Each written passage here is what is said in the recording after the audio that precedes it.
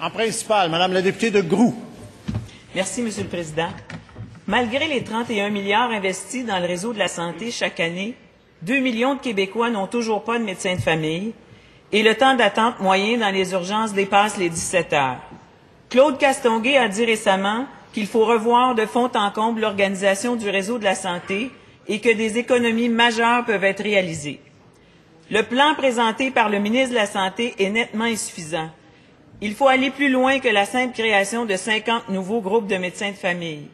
En fait, pas un mot sur la révision du financement des omnipraticiens, ni sur la diminution de la bureaucratie.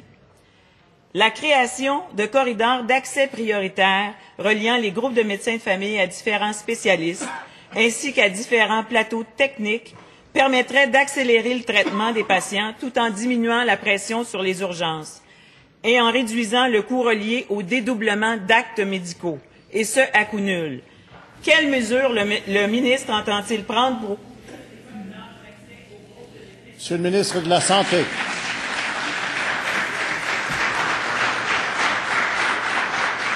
Monsieur le Président, nous avons annoncé un plan en 5 points pour améliorer l'accès aux médecins de famille et à la première ligne en général. Nous voulons bien sûr compléter le réseau des groupes de médecins de famille en créant 50 nouveaux, mais nous voulons aussi intégrer dans ces groupes de médecins de famille d'autres professionnels de la santé qui pourront contribuer à assurer un suivi adéquat aux personnes victimes de maladies chroniques. Nous avons également annoncé un investissement majeur pour faire en sorte qu'on entre dans le 21e siècle et que les médecins de famille aient accès à un dossier médical électronique de façon à ce que, justement, ils puissent prescrire les examens de laboratoire et recevoir les résultats de ces examens de façon instantanée, tout en pouvant avoir des prescriptions également électroniques.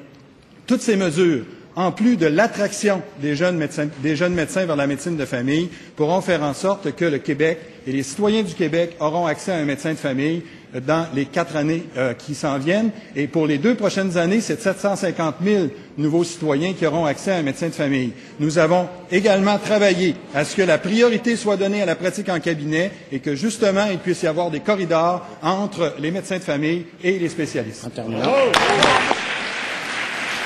Première complémentaire, Madame la députée de Groux. Monsieur le Président, il est inconcevable qu'encore aujourd'hui, je doive référer mes patients à l'urgence pour obtenir un examen de laboratoire ou de radiologie dans un délai raisonnable. Quand le ministre agira-t-il et exigera-t-il des directeurs généraux des établissements d'obtenir ces corridors d'accès prioritaires pour les médecins pratiquants en groupe de médecins de famille? Monsieur le ministre de la Santé.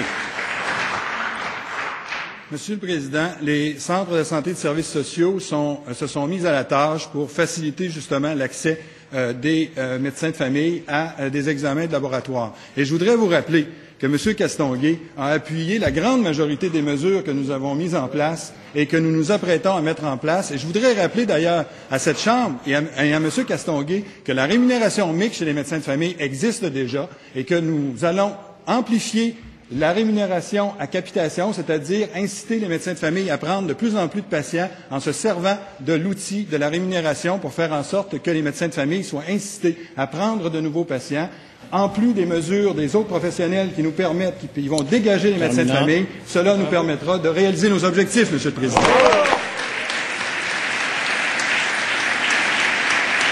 Deuxième complémentaire, Madame la députée de Groux. Je répète ma question au ministre.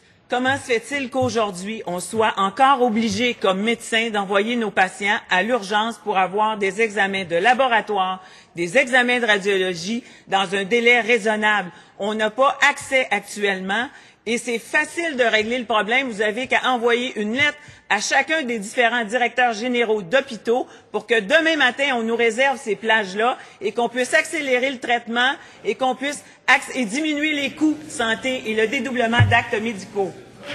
Monsieur le ministre de la Santé. Monsieur le Président, la réponse est très simple. C'est parce que nous sortons de 9 ans de torpeur libérale où la priorité n'a pas été accordée à la première ligne et à l'accès à la première ligne. Les centres de services sociaux vont se mettre en action pour que, justement, cet accès aux examens de laboratoire, aux examens de radiologie soit fait dans les plus brefs délais. Et je pense que cette stratégie va permettre aux médecins de famille d'être en mesure de bien suivre leurs patients et d'être en mesure d'être beaucoup plus efficaces dans leur traitement.